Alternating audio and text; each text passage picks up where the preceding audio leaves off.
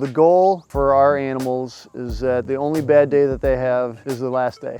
We want our animals to live a healthy life, no stress, to have good nutrition in front of them, good minerals. So everything we do revolves around that mission statement of just trying to create an environment that they can thrive in. We use low stress handling techniques. We try to guide them and be that shepherd to make them go where we want them to go.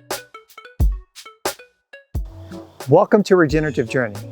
In my last video, we learned how Walnut Grove Brass Family Farm is regenerating their degraded soils by rotationally grazing cattle. Well, it turns out there's a lot more to a regenerative grass-fed beef operation than just letting cattle graze on lush green pastures. In this follow-up video, you'll see additional strategies they use to make sure the cattle are healthy and well cared for. Be sure to stick around to the end to see all 4 techniques they are using to achieve those goals. Let's jump in.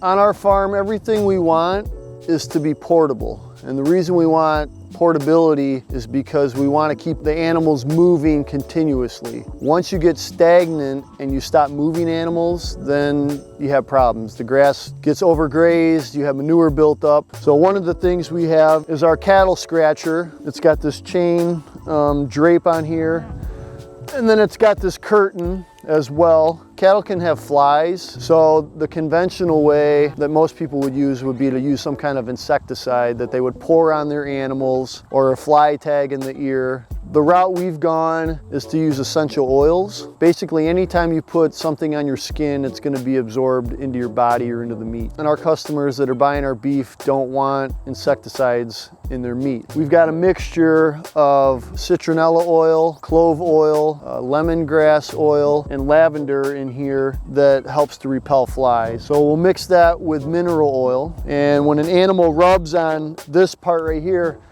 there's a little spring that operates a pump. As it's operating, it sucks up the oil mixture and directs it either down here or on this curtain.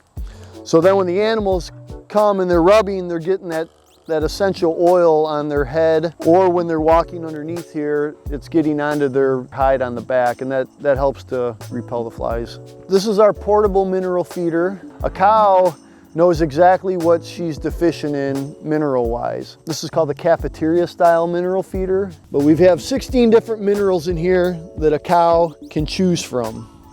So for example, if she's deficient in iodine, she can come over to this one and she can lick only iodine until she gets enough iodine to supply her needs. It's interesting, throughout the year, depending on what minerals are in the grass, sometimes they might hammer a mineral for 2 weeks and then they might not touch it for 2 months. They can pick and choose what they're deficient in. And I think the real advantage of this is that we rarely have health problems. My vet bill is maybe $100 a year. The other part of this mineral feeder, normally it's just a rubber plastic cover. This cover is called the fly killer cover. I put essential oils in here. It soaks down into this cover kind of like a sponge, and you can see it's greasy. So then when the animal comes in here to get the baking soda or salt, she's rubbing that essential oil right on her head. They have the most problems with flies either on their face or on their back. So if I can get that oil on their head, it prevents a lot of problems such as pink eye. So,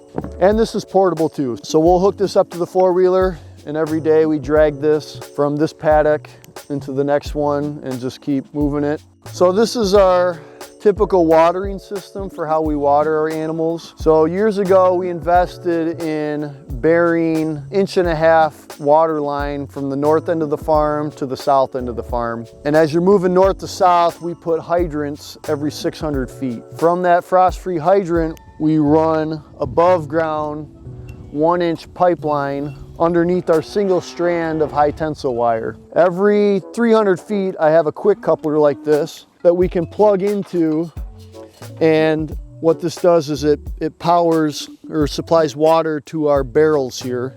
Inside our barrels, there's a float that move up and down. So when the animal drinks, the water level drops, and then it recharges the water barrel. The advantage of having water everywhere is that an animal doesn't have to go as far to drink water, so they'll spend more time grazing versus having to walk 1,000 feet to get water. We're less likely to have a lot of mud holes. You can see right here, there's a little bit of a mud hole just because we've had an inch of rain in the last couple days. If we had permanent water spots during the growing season, this entire area would just be hard clay dirt that would have nothing growing on it. So we have frequent water spots so they can get water faster and more often.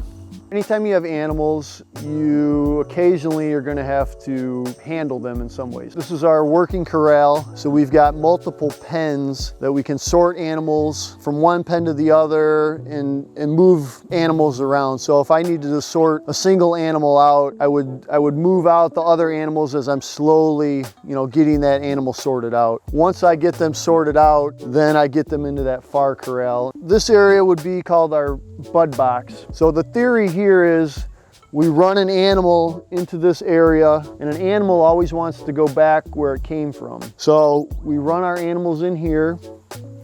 We shut the gate behind them. When they go to the end, they circle around and they want to go back out, but the gate's here. So that leaves them this alleyway that leads up to our chute. So once an animal comes down the alleyway, they come into the chute here. At the end of the chute, there's a head gate, and once the animal starts to walk through the head gate, we can shut the head gate down on either side of their neck in order to hold them in position. Once they're in the head gate, we can weigh them because we have a scale underneath here. Also, if we do have a particular issue with an animal that we need to take care of, they're in here secure, we're protected, they're protected. We can drop down the sides in order to get to their side. We can take out the bottom panel if they have a hoof issue. Once we're done with whatever we need to do with them, they would then walk down the rest of this alleyway all the way to the end, and then they circle around and we can open and close gates to get them either back with the herd that they were or get them in another group. Big thanks to Stephen once again for sharing his deep knowledge of caring for cattle and the land. You can learn even more about Walnut Grove Brass Family Farm in this video here. It's an in-depth look at the specific strategies they're using to regenerate their farm soil. If you enjoyed what you saw, be sure to like, share, and subscribe to the channel. And of course, let me hear from you in the comments. Thanks for watching.